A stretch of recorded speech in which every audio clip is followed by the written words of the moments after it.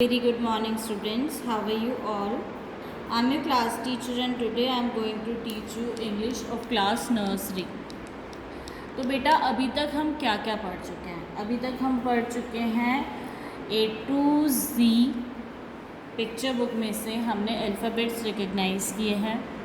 इसके बाद में हमने मैचिंग करी है और इसके बाद हमने पर्टिकुलर जो अल्फ़ाबेट्स हैं उनको सर्कल करना सीखा है और इसके बाद हमने A for apple, B for ball और C फॉर कैट लिखना सीखा है और एट लास्ट हमने फोनिक साउंड्स, इसका मतलब कि कौन सा अल्फ़ाबेट किस साउंड को निकालता है या किसकी आवाज़ निकालता है, वो हमने अभी तक पढ़ा। तो आज हम क्या पढ़ने वाले हैं? आज हम पढ़ने वाले हैं C फॉर कैट के बाद में जो अल्फ़ाबेट आता है that is D for doll या D फॉर डॉग कहते हैं, तो उसको हम लिखना सीखेंगे। तो देखिए दिस इज़ अ नोटबुक और मैंने क्या किया हुआ है कि मैंने जो है इस कॉपी में कुछ डॉट्स लगाए हुए हैं, ठीक है। अब आपको मैं ये बताऊंगी कि आपको किस तरीके से लिखना होता है। सबसे पहले बेटा जो इंग्लिश की नोटबुक होती है वो 4 लाइन्स की होती है। आप इसको काउंट कर सकते हो 1 2 3 एंड 4।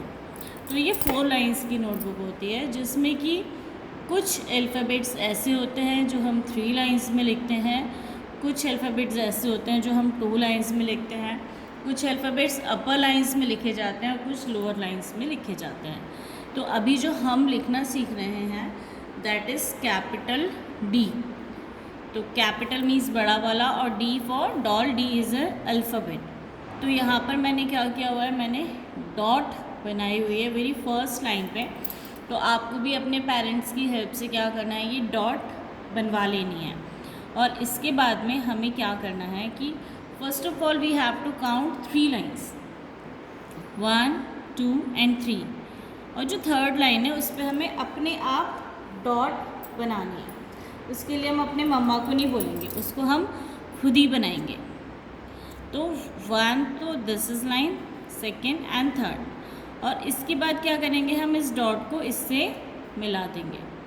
अब हमको C लिखना तो आता है ना, हम क्योंकि इसको सीख चुके हैं, C ऐसे लिखते हैं। तो अब हम क्या करेंगे, उल्टा C बनाएंगे इस तरीके से।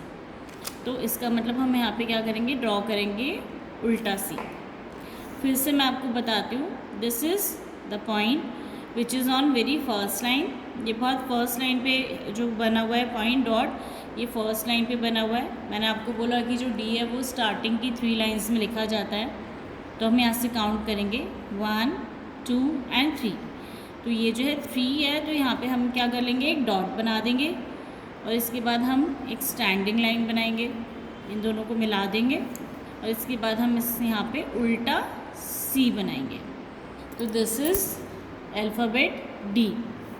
Again I am going to do this for you. This is the dot, it is the very first line. I will count it for you 1 2 and 3। 3 पे मैंने क्या किया, डॉट बना दिया है। इसके बाद में मैंने इसको मिला के स्टैंडिंग लाइन ड्रॉ कर दी है और इसके बाद में मैंने यहाँ पे उल्टा C बना दिया। इसको करने के लिए आप पेंसिल यूज़ करिएगा और अगर आपका मन है तो आप क्रेयॉन्स भी यूज़ कर सकते हैं, बट स्केच पेन मत यूज़ करिएगा जैसे कि मैं कर रही हूँ। तो यहाँ पे क्या किया, हमने फिर से इसको जॉइन कर दिया और बहुत ही आराम से हमने यहाँ पे उल्टा C बना दिया। तो ये क्या हो गया, D फॉर डॉल या D फॉर डॉग। तो ये हो गया कैपिटल D। इसी तरीके से आपको इसको लिखने की प्रैक्टिस करनी है। अब हम आ जाते हैं यहाँ पे, देखिए what I did for you. मैंने A B C D चारों अल्फ़ाबेट्स लिखे हैं जो कि आप लिखना सीख चुके हैं। D आपने आज सीख लिया और A to C आप पहले लिखना सीख चुके हैं। तो अब यहाँ पे मैंने किया हुआ है A से D तक अल्फ़ाबेट्स लिखे हैं ऑन एवरी लाइन। अब what you have to do, you have to find out the alphabet D and you have to circle it. तो चलिए करते हैं। What is this, this is A for apple, B for ball, C for cat and this is D for doll. तो इस पर हमने क्या किया, सर्कल कर दिया, क्योंकि आज हमने क्या बनाना सीखा है, आज हमने D फॉर डॉल बनाना सीखा है। फिर से देखते हैं, this is D for doll. B for bat, A for apple, C for cat. अब देखते हैं नेक्स्ट लाइन में क्या है. C for cat, D for doll, ये रहा. तो इसको हम क्या करेंगे, सर्कल कर देंगे.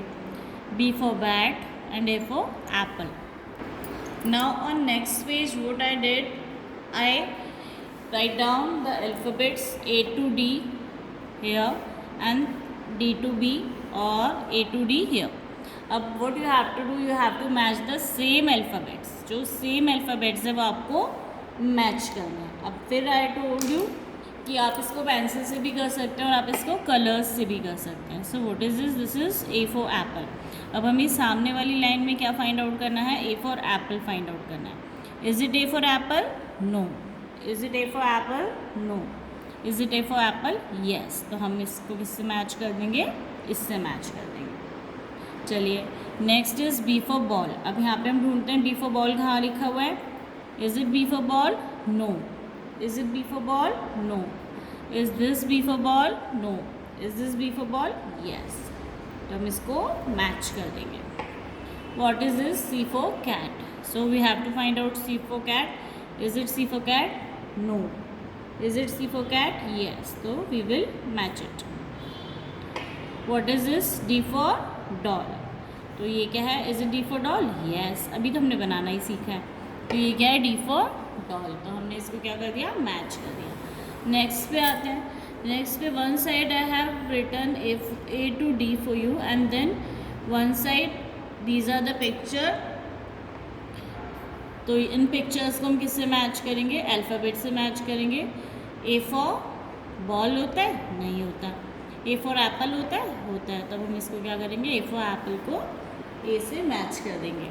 इसके बाद में देखिए क्या लिखा हुआ है, this is B for ball. अब ये क्या है, दिस इज़ ऑल्सो बॉल. तो हम क्या करेंगे, इसको मैच कर देंगे. C for कैट होता है, C for बॉल होता है, नहीं होता. C for एप्पल होता है, नहीं होता. C for डॉल होता है, नहीं होता. C for cup, yes C for cup होता है. तो हमने इसको क्या कर दिया, मैच कर दिया. D for बॉल होता है, नो. D for एप्पल होता है, नो. D for डॉल होता है, यस. तो हमने क्या कर दिया, इसको मैच कर दिया. तो इस तरीके से आज हमने क्या पढ़ा है, आज हमने पढ़ा है D के बारे में. D is fourth alphabet. D fourth number का अल्फ़ाबेट होता है ना. तो आज हमने क्या किया, इसको लिखना सीखा है. लिखने के लिए सिंपल है, 1 2 3. फर्स्ट लाइन पे एक डॉट ड्रॉ होगी, थर्ड पे आपको अपने आप करनी है, इसको मैच करना है और एक स्टैंडिंग लाइन बनानी है और उसके बाद में उल्टा C लिख देना है. तो इस तरीके से क्या बन गया, D for doll. This is capital D.